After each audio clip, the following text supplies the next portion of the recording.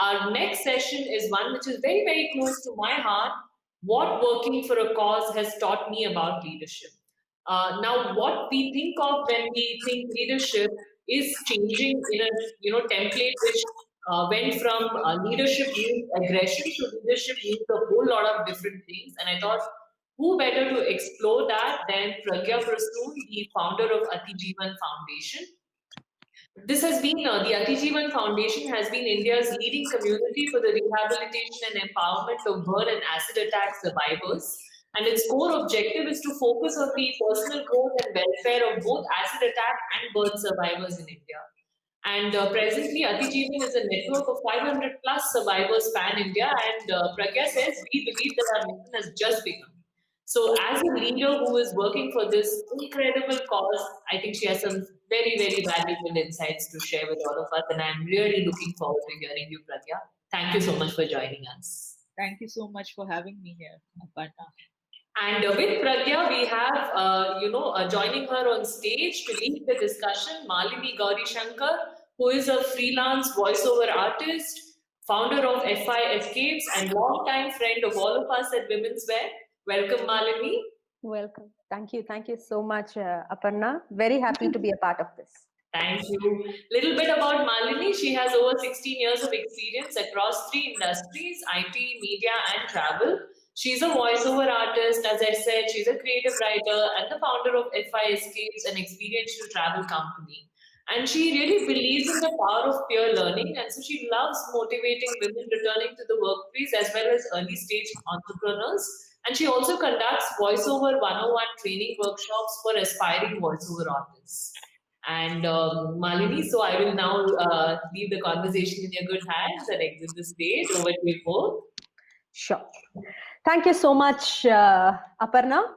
And Pragya, once again we meet. It's lovely to get into a conversation with you again. Yeah, same here, Malini. Yeah. So this particular session is all about leadership when working for a cause. So I would like to keep it like in an interview format where I ask you certain questions and you can, provide the answers for the benefit of the audience. Can we do it that way? Yes, absolutely. All right.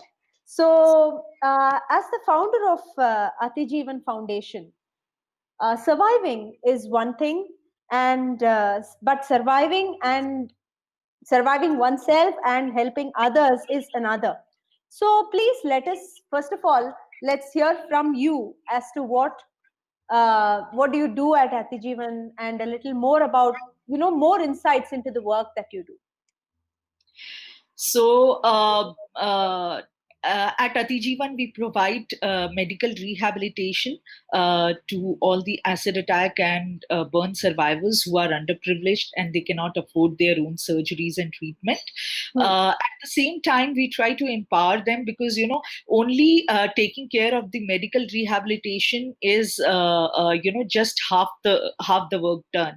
We believe that, until you empower them enough to go back in the society, work in the industry, you have not done much. So at Atijeevan, we try to provide them skill training, vocational training, and we also encourage the young ones to complete their education so that we can place them back in the industry. Okay, by young ones, do you mean what's the age group are we talking about? So as young as 5-year-old children. They have been the victim of acid attack because their mothers were the target, and because the child was sleeping along with the mother, these children, they become a victim, and the mother's only the partial part of the body is affected, but the child is so small and tiny, right? So the child's whole body is affected with the acid, and they suffer more than what we think and what we can imagine. So our first priority are definitely the children, because their whole life is ahead of them, and how they face the society, how they go back, how they can go back to the school, where they get a very like acceptance in the school, or among the their friends. It's very, very important for us. Yeah, got it. So many people would have read your story and the story of Atijeevan also. So in today's session, I really wanted to focus on, actually, because the session is also about leadership. So I'd like to focus on different aspects of your work, and as a leader, how you tackle all those things. To begin with, running this kind of a charitable organization requires a lot of funds, and you see funding happening in various sectors like education and so many other things. But how does it what is the process, and how do you, as a leader, how do you deal with the fundraising aspect of Atijeevan? So initially, Malini, it was very difficult for me, and I was surprised to understand when I jumped into this, the kind of work I'm doing. Initially, it was very difficult for me to raise funds, because during my initial days, I got to know that not much of the corporates are interested in funding for the medical rehabilitation, because they don't want to take any kind of risk in their CSR activities. So, and I was surprised why, because it somehow and it completely caters the one who are not that privileged. It caters the one who really need treatment for their own survival, for their own identity, and it was really surprising. And they don't you will hear every time the corporates are supporting for the education, for other kind of work, like old age homes, and they go there and they help them. And they fund these kind of institutions, but they don't help for medical treatment and for the surgeries. But fortunately, initially, in the initial days, I had a couple of dedicated philanthropists. It took a while for me to figure out who all are there in the market who can support my projects, and who can help me do these kind of projects. So now I do have a couple of corporates who are interested and have been funding us. We do have a couple of dedicated philanthropists who have been helping us from our initial days. But till date, we have never seen these, especially the MNCs. They are not much willing to help for the medical rehabilitation. Okay, so you mean to say the resources are limited, and yes. The funding is limited. But sadly, unfortunately, in our country, this situation is still pretty prevalent, this kind of violence. So there are so many to help. So how do you? Yes, I'm very fortunate that I was able to get the right connect during that time. And just to mention that, burns, the number of burns we have in our country, like we have up to 7 lakhs of burn injuries in our country, which needs hospitalization every year. It is the number is more than the malaria and tuberculosis patients in our own country every year. But still the government is oblivious about it. They don't we don't have that kind of infrastructure to treat burn patients who are more than 40% burns, because the hospital, we don't have that kind of infrastructure. And when I'm mentioning this, I must tell you that not much of private hospitals are willing to take burn patients because the cost of treatment is very, very expensive. And so ultimately the burn patient, they end up in government hospitals where they get free treatment, definitely, but the kind of treatment, the quality of treatment is very low, where it takes a couple of months to get healed from the initial acute burn injuries, and it actually prolongs the treatment. But that is the first step for any kind of rehabilitation for these victims, right? Yes. Education or employment comes after that. Yes, after the medical rehabilitation. Yeah. Exactly. So as I asked you, what's the process of choosing who to help, and how do you prioritize, Pragya? See, for us, the severe acute burn patients are the priority, and of course the young ones, because they don't have that kind of strength to bear that kind of pain for a longer period of time, and sometimes they succumb the injury. So our priority are the young ones, especially the children's, and then of course the kind of percentage of burns they have. So the acute burn is a major priority. We help them even if they are getting the treatment in the government hospital. We intervene in between and get proper dressing materials for them, which helps in healing the wound much faster comparatively to the old traditional way of treatment, which is done in government hospitals. Apart from that, the functional reconstructive surgery is our second priority, wherein if the patient is not able to open her mouth, if the patient is not able to breathe properly from her nostrils, if the ear hole is completely closed and she is having a lot of problem and pain and pus formation around her ears. So these are the functional requirement, which is our next priority, and then comes the cosmetic part of it, just to improve the appearance of the patient. Yeah, and post medical rehabilitation, you provide legal counsel and education. It is parallelly done, because a couple of the almost all the acid attack cases are medical legal cases, and parallelly we help them for their legal battle as well. And at the same time, we encourage the whole family. We do multiple sessions with our field workers, and our field workers are the acid attack and burn survivors themselves. So we do a lot of sessions with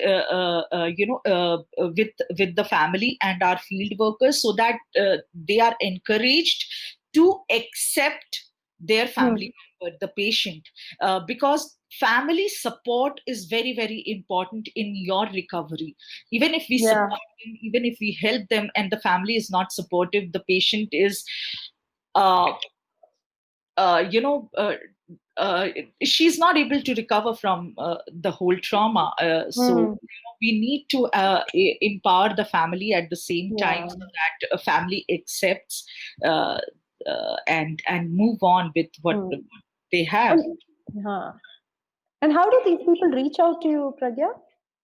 So there are multiple resources. First of all, the doctors, we have tie-up with 18 hospitals across the country. And, most of the doctors, they know me. So they reach out to me when they see that that particular patient is not able to afford their surgeries. And then, of course, the local social workers, the patients, word of mouth of those patients. And then, of course, the news article, which they read about us and the work we do. So these are the mediums how they reach to us and for any kind of help. All right. Okay, let's now talk about the team aspect of things. You are a volunteer-driven organization, right? And as someone who has, volunteered with not-for-profits before, I know it's difficult to keep the team motivated. When these incidents are covered by media, it gets romanticized, and there is a little bit of that impulsive motivation and inspiration happens. And after that, on a daily basis, keeping the spirit up and showing up on a daily basis is hard. As a leader, how do you deal with this? How do you motivate your volunteers to stay together and be there? So let me tell you, managing volunteers it is much more difficult than managing your employees, because you can ask them to work for so and so project, and you can ask them for the updates, what is happening, and they are answerable to you. But to manage volunteers and keep them motivated is very, very difficult, because you are not paying them anything for the kind of work they are doing. At the same time, you want a certain kind of piece or certain kind of work from them. So every time I ask for any work, I have always a plan B. If this doesn't works out, or if this volunteer backs off at certain period of time, I still have to move on. And I still have to do the things, because this is my work and I need to keep it going. So this is something I always like. For initial days, I was like, I was so it always makes me upset that why people are not doing it. But now I have accepted that it's the reality. You cannot hold anyone if they are not able to do this, or if they are not very much inclined towards the kind of work you want to do. You want them to do, but at the same time, it's your own dream. It's your work, and it has to it should be done. So it should be done anyways. So now I have accepted this, and I always am ready with plan B. So this is how and to keep them motivated is absolutely one part of it, to keep them engaged and to keep them updated about whatever projects they have gone through, they have done with us, and whatever we are doing right now. So they are updated about what is happening with that particular girl, what she is doing, and how she is improving her quality of life. That actually encourages them and makes them happy that they have contributed in that patient's life, and they feel so happy about it. So even we feel happy about it when any girl succeeds in her life. So that is kind of naturally my next question would be, this is a leadership role that requires tons of empathy and empathy at the same time, in addition to the regular leadership qualities. Like what Aparna initially said, a leader is perceived to be aggressive and all of that. This is just the polar opposite of the kind of leadership that is conventionally known.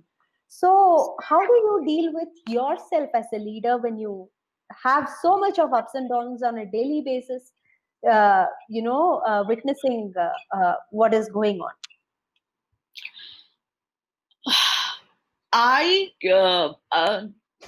Trust me, I never feel down, because this is my dream. This is what I always wanted to do, and even if nobody is with me, I know that I need to complete this. I need to do a certain complete the certain project. I need to make their life. I need to empower them, and that is what keeps me motivated. And second thing is what the success stories, when 2 days back a girl was hired in an MNC, and she called me. She was she called me immediately after she kept the phone from of that company, and she just told me, "You are the first one, Didi. I'm calling you, and they have hired me. They have sent me the offer letter, and it all has happened only because of you." And she was so thankful that my life will improve here on. And this is the kind of word which keeps you motivated all the time. uh, Definitely you cannot look back or put yourself down anytime. Yeah, I see the happiness and pride in your face. Probably I should ask you to share probably one or two more success stories, Pragya. Oh, I can see how much it motivates you to keep going. I can see that on your face. so the testimonials of the patients keeps me definitely going all the time. When there are girls who have lost their vision after the attack, and they lived a life as a blind Okay. for before meeting me, and they got in touch with me. I sent them to the right hospital, and I knew what kind of surgery, what kind of diagnosis needs to be done first for the kind of surgery. And I had sent them, and with multiple surgeries, say 15, 17 surgeries, they were able to see. They regained 20% of vision, and now they are working in companies. We got their training done, communication skill and English spoken training done for 6 months here in Bangalore, and they went back to their native, and they are like one of the girl is working as a teacher, one of the girl is working in a hospitality, like in a hotel, and the kind of life they are living really motivates me. It's like makes me happy that I it's really everything is worth it. All kind of struggle is worth it when you see them succeeding in their life and achieving their goals. Brilliant. Awesome. On that note, I think we should talk about Atijeevan's volunteering work. So what kind of voluntary work is available? So we also have a question from the audience, from Nikita, who asks, who is interested in the kind of volunteering opportunities that are available in Atijeevan, and are you looking for volunteers?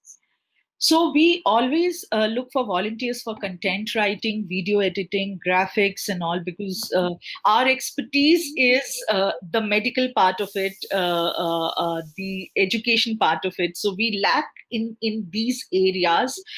So we need a lot of volunteers for content writing and video editing, graphics, and also if anyone can help us, even for one video editing, even for one article, would be very, very helpful for us. All right. So folks who are watching this session, please do keep in mind that they are constantly looking for content writers, video editors, and graphic designers. So anyone in the audience who is interested in contributing to Atijeevan can definitely reach out. And the next question that follows is, how does one apply for it? How does one reach out to you? So my phone number, my email ID is on the website www.atijeevan.org. So, and my phone number is also mentioned there, and email ID is also mentioned there. They can reach out to me by any medium they want to, and yeah. Okay. Yeah. There is one more question by Payal Agarwal. She asks, what if we don't have the mentioned skill sets? Can we still help? Absolutely, you can you can mention your area of interest, the kind of skill you want to help us in, and we will utilize your expertise and the kind of time you want to give, even for like it can be 2 hours in a month or 1 hour in a week, anything we would be very much willing to utilize your expertise. Yeah. All right. There is one more question from Aparna. How do you think, as a leader, you have changed in the years since you started this organization? Oh, well, I was very, emotional, very, very emotional. I still am very, very emotional. But now I have kind of, accepted. And, sometimes I feel that, without any judgment, I just do the things because my heart says I need to do it. Now I have become little, I won't say manipulative, but yes, calculative. What should be done first and what should be done later. Something which can wait. I prefer to wait for those things, and yes, the decision making, and because deciding on anything in this work is very, very difficult. So I have learned a lot to how to make how to keep the priority for a certain kind of work, and this is something. All right. So there are two more questions. I hope we have some time, Aparna. Anyway, we'll take this one. So Vaijayanti is asking, who are your idols, if you have any? My idols would be my mother and my husband, because I have learned a lot from them from day one to throughout my treatment, throughout my journey. There were so many phases where I wanted to give up. Even during my course of treatment. And when doctors told that, she won't be able to have a normal life, and how my mother always had this firm belief that, she will make it. You don't know, she will definitely make it, and she will do good in her life. And from my husband, who has supported me in everything, where every time I had given up that, this is not going to work, I'm not able to fundraise for these projects, I'm not able to do it, how am I going to do this, how am I going to reach out to everyone sitting here in Bangalore? So it is not that easy, right?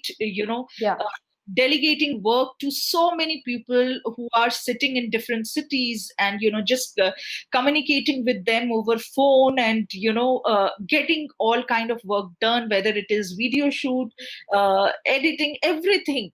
So it was so difficult, but my husband always encouraged me to and he showed it by doing it, that it is possible. Everything is possible if you really have patience for that, and if you really want to do it. All right.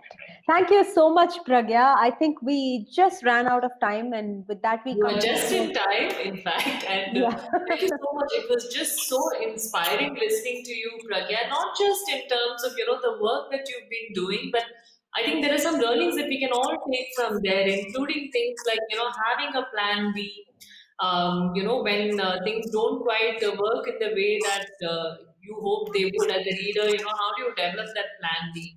I think it's a very, very important learning for all of us aspiring to be leaders, or who are leaders in our own organizations, regardless of the work that we're doing. Thank you so much, Malini. Thank you so much, Pragya. It was a pleasure having you with us.